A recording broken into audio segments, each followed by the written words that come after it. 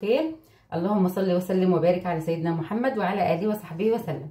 النهارده هنعمل مع بعض وصفه خطيره جدا جدا جدا وبسيطه في نفس الوقت، وكمان فكره جديده يعني ان شاء الله تعجبكم ومغذيه. اهم حاجه كمان ان احنا نعمل وصفات تكون مغذيه وما تكونش دسمه علينا وعلى الاولاد. تمام كده. هنعمل ايه النهارده مع بعض يا ساميه؟ هنعمل مع بعض النهارده كرات اللحم بالخضار زي ما انتم شايفين كده. يعني مش ما فيهاش اي حاجه صعبه، كل الحاجات موجوده عندنا في البيت. الحاجه اللي هنشتريها من بره لو مش موجوده اللحمه، والكمان اللي هو الكابوتشي اللي هو الملفوف. في بعض الدول بتسمي اللي هو الكرنب اللي هو زي اللي عندنا الناشف ده، اللي هو بتاع السلطات وبتاع الرجيم، عشان هو ما بقاش فيه زيوت بيسموه الملفوف. فانا هحتاج قطعه صغيره بس من الملفوف غسلاها ومجهزاها، بس حبيت اوريكم شكله ايه الملفوف ده. تمام. يبقى احنا هنعمل مع بعض كرات اللحم بالخضار. مكوناتها بسيطه جدا هنقولها مع بعض. انا هعمل كيلو من اللحمه، لحمه مفرومه تكون دسمه، يعني ايه سمينه شويه، يعني فيها نسبه من الدهون. عايزه تعمليها حمرا خالص براحتك برضو اللي انت عايزاه يعني، بس لما بيكون فيها نسبه من الدهون بتبقى طعمها جميل جدا جدا. تمام. هحتاج كمان جزرتين كبار مفرومين، مبشورين كده بالمبشره زي ما انتم شايفين، وكمان 3 بصلات برضو مفرومين ناعم زي كده. هنحتاج كمان ايه معانا، يعني حزمه من البقدونس، الورق بتاعها بس، مش هناخد العروق بتاعتها. نكون غاسلين البقدونس كويس جدا، الخضار والجزر والبصل كل الحاجات دي كلها تتغسل كويس جدا. هنحتاج كمان 4 فصوص توم مفرومين. تمام. التوابل اللي احنا هنحطها على الكفته بتاعتنا بتاعت النهارده اللي هي زي الكوبيبه كده، هنحتاج معانا بابريكا معلقه صغيره مليانه، وهنحتاج كمان بهارات لحمه، وهنحتاج 7 بهارات معلقه صغيره، ومعلقه ملح صغيره. دي الحاجات اللي احنا هنحطها على اللحمه بتاعتنا. هعمل معاكم انا فارمه كل حاجه معاكم اهي، بس حبيت اوريكم الكابوتشي ده هنقطعه بطريقه ازاي يعني. هنتاخد بس كل حاجه على جنب واوريكم الطريقه بتاعتنا. انا خلاص زي ما قلت لكم كده خدت قطعه اهو زي ما انتم شايفين. ده غير الكابوتشي خالص. الكابوتشي بيبقى الورق بتاعه خفيف، لكن الورق ده سميك وما فيهوش زيوت، عشان كده معظم المطاعم ومعظم الناس بتجيبه في زيه لون بنفسجي. بتجيبوا تعملوا على السندوتشات او في السلطات علشان الرجيم وكده. بيبقى صراحه يعني طعمه جميل جدا جدا ومريح يعني في الاكل. هنقطع بس شويه منها، هوريكم الطريقه اللي احنا عايزين نقطعها بيها برضو، شرايح كده صغيره اهي. هقسمها نصين عشان تبقى واضحه. انا هاخد منها شويه على حسب بقى كميه اللحمه اللي انت هتعمليها. هتعملي نص كيلو، ربع كيلو، كيلو، اكتر من كده براحتك يعني. بس الوصفه جميله جدا جدا، هتعمليها برده ان شاء الله على طول. تبقى وصفه مميزه عندك في اكلاتك يعني، جميله جدا جدا، وتنفع كمان في العزومات، بتبقى حلوه يعني، طبق حلو يعني كده. وفي كل حاجه احنا عايزينها، خضروات اللي احنا عايزينها جميله جدا اهي. قطعت شويه كميه كده بس على قد ما انا عايزه، بس انا حبيت اوريكم الطريقه وخلاص. هقطع انا بقى الباقي لوحدي كده عشان ما اطولش عليكم الفيديو، لسه كمان ورانا شويه حاجات يعني هنعملها اهي كده. ممكن تعملي بقى الوصفه دي شويه مكرونه معاها بصلصه، ممكن شويه رز بسمتي، ممكن تاكلوها بعيش عادي، وشويه سلطات حلوه في كل حاجه يعني. شايفين التقطيع؟ احنا عايزين التقطيع كده يا جماعه اهو.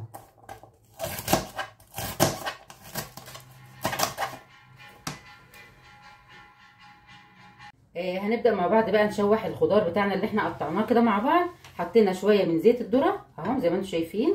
هنبدا بقى ننزل بالبصله. احنا عايزين نشوح بس الخضار. بسم الله الرحمن الرحيم اهو، من غير ما نحط توابل لسه، مش هنحطها دلوقتي غير مع اللحمه. ونصلي على الحبيب المصطفى صلى الله عليه وسلم. اللهم صل وسلم وبارك على سيدنا محمد وعلى اله وصحبه وسلم. نديله تشويحه كده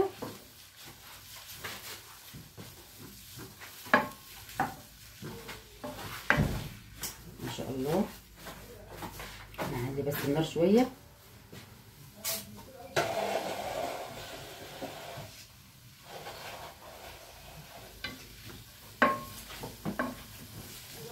كل حاجه هتتشوح، بس احنا مش عايزين الخضار يطرى خالص، عايزينه يفضل كده محتفظ برضو يعني بشكله الجميل ده، ما يتبلش يعني. تشويحه بسيطه.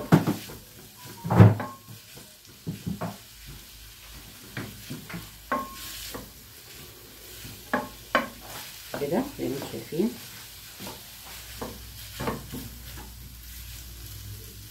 يعني بنحاول على قد ما نقدر كده نعمل اكلات بسيطه وفي نفس الوقت تبقى مغذيه برضو ومش متعبه، تبقى طعمها لذيذ جدا صراحه. يعني انتوا هتجربوها ان شاء الله هتعجبكم الوصفه الجميله دي بتاعتي، وخصوصا بقى البنات اللي مش بتحب تطبخ ساعات. يعني الوصفه دي بالنسبه لها يعني كرات لحمه في الفرن، فبتبقى وصفه خطيره. ممكن تعملوها زي ما قلت لكم كده معاها شويه مكرونه بصلصه، مكرونه محمره، رز بسمتي، تاكلوها بعيش بس حلوه جدا يعني.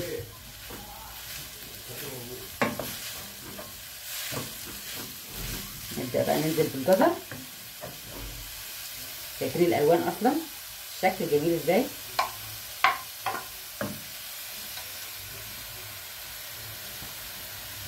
كده نبدا نشوح برضه.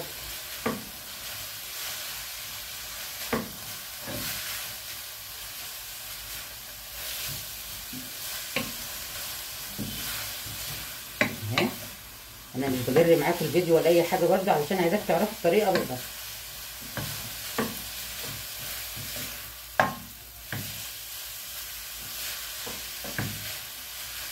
تشويح تشويح كده، وابدا انزل بالملفوف اللي بتقولوا عليه زي ما بتقولوا عليه كده عندكم برضو في الدول العربيه بيقولوا عليه الملفوف، احنا بنقول عليه الكرنب الصغير.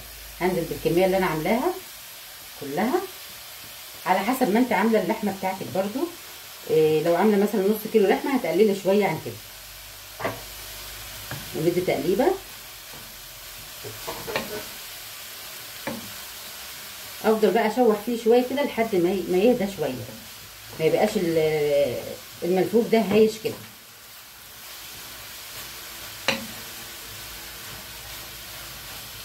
كده عرفتوا الخطوه دي، خطوه سهله جدا لحد دلوقتي كده تمام.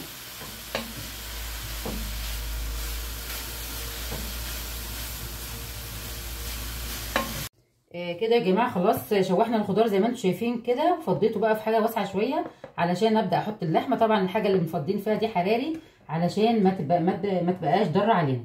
تمام كده. سواء بقى تعمليها في ازاز او بلاستيك حراري عادي، يعني المهم تكون حاجه مش غير ضاره بالصحه. هنبدا بقى نضيف اللحمه. بسم الله الرحمن الرحيم. اهي. وهنبدا نضيف البقدونس بتاعنا اللي احنا حاطينه اهو، حزمه من البقدونس، الورق بتاعها بس. البقدونس بيدي نكهه جميله جدا جدا للكفته او لاي حاجه لحمه مفرومه معموله في الفرن. كمان التوابل بتاعتنا بابريكا وشطه، شويه شطه عشان انا حطيتها، لسه قايلين لي حط شطه يا ماما دلوقتي، فما كنتش قايله لكم عليها. اختياري طبعا الشطه، اللي حابب يحط شطه يحط، اللي مش حابب خلاص خالص يستبعدها.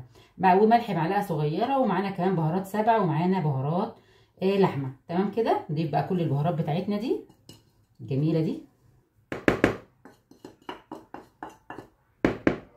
وفصين من الثوم، 4 فصوص ثوم اللي انا قلت لكم عليهم اهم، ثوم مفروم. نبدا بقى نعمل الخليط كل ده مع بعض. نقلبه بس كده الاول بالمعلقه، وبعد كده لازم ادمجه مع بعض وبايديا طبعا، بس لما يبرد شويه.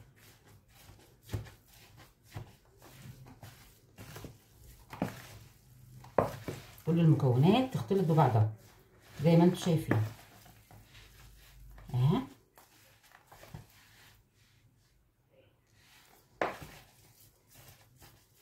كده طبعا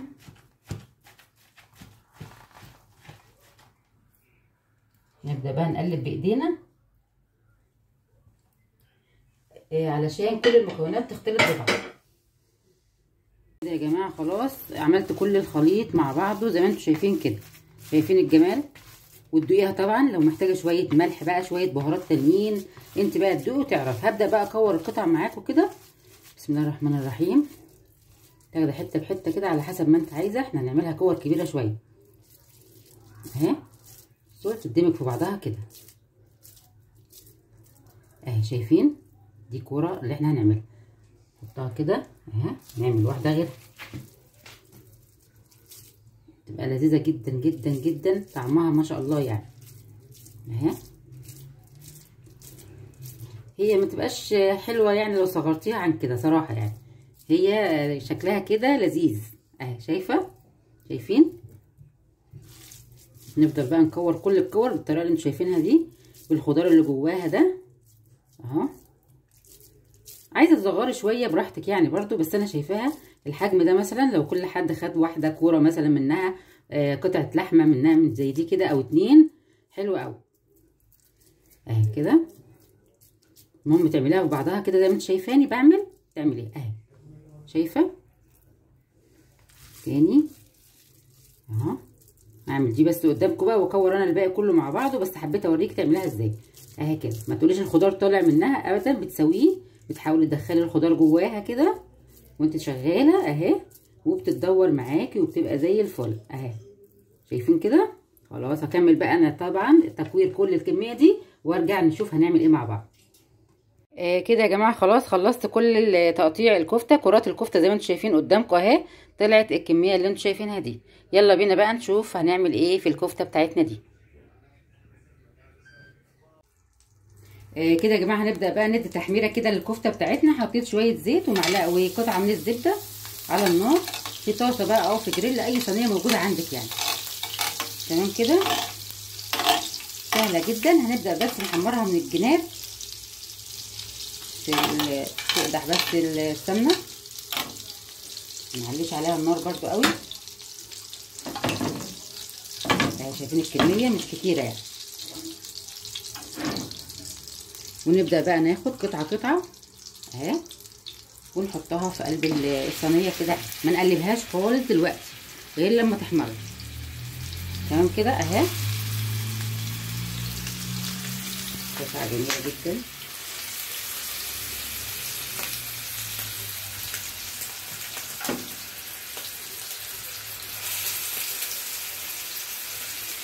كده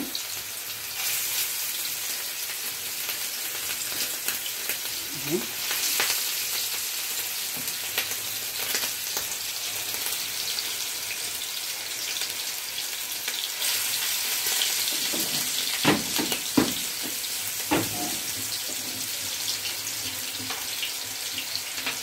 ما نقلبهاش غير لما تحمر شويه.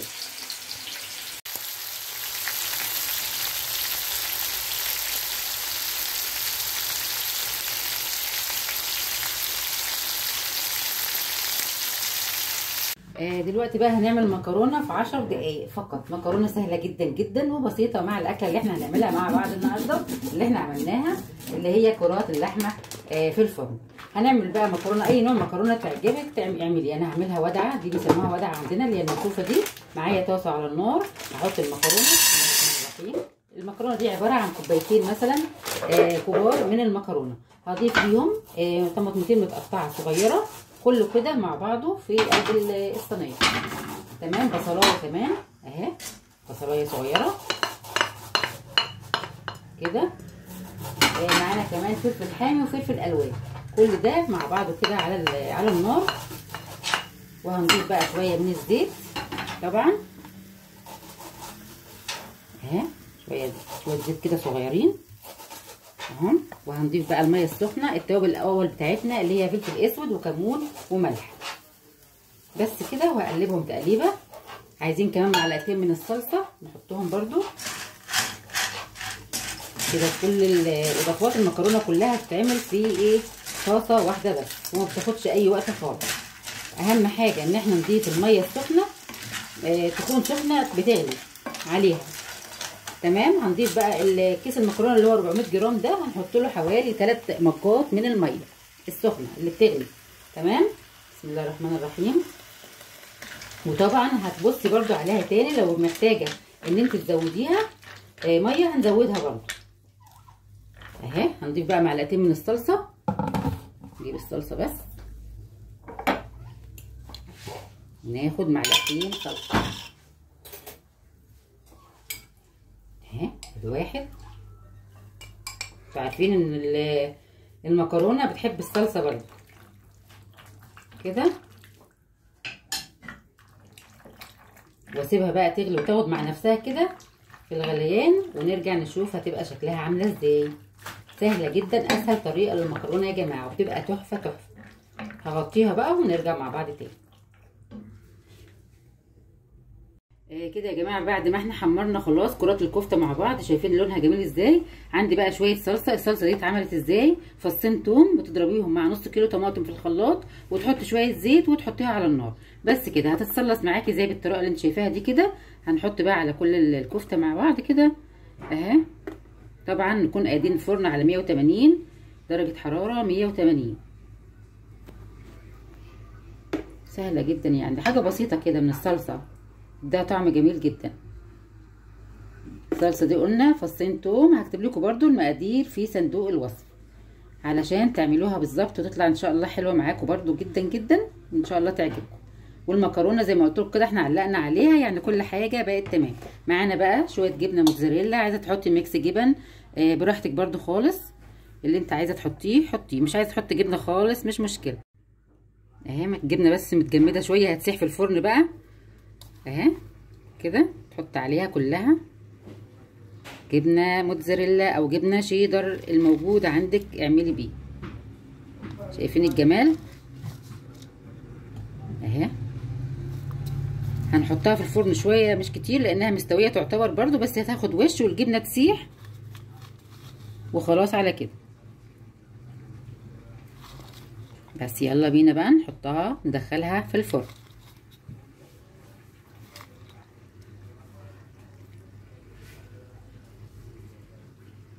اهي.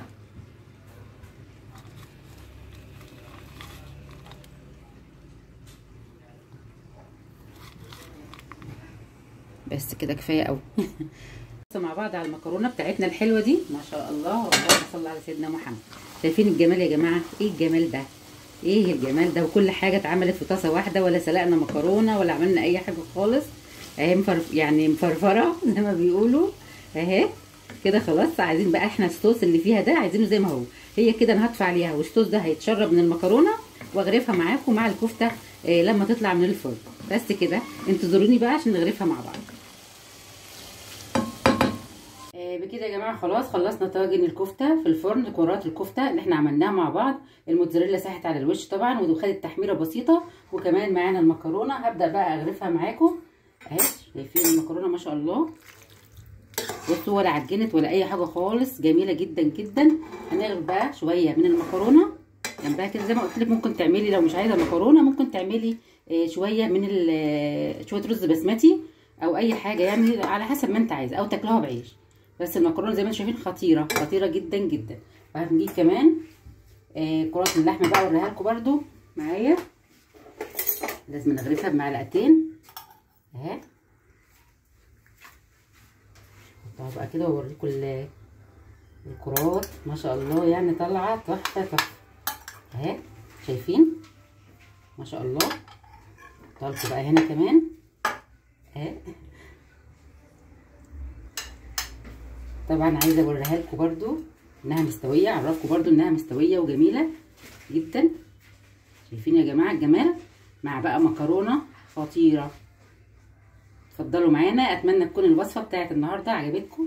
ولو عجبكم الفيديو بقى ما تنسوناش في اللايك، واللي مش مشترك عندي في القناه يشترك ويفعل زر الجرس علشان يوصلكم مني كل جديد.